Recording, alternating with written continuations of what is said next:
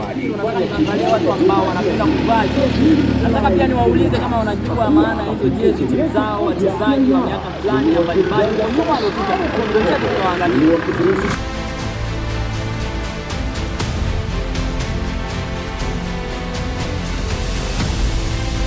Vipi mwanangu? Fresh na kwaje? Kama naona umepiga uzi wa timu gani?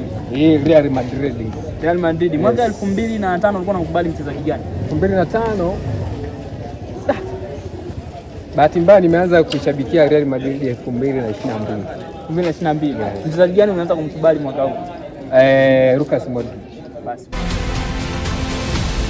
Huko nimekuja hivi nimekuona umetupia jezi fulani hivi, sema sijajua hii jezi ni ya timu gani. Hii jezi ni ya timu gani?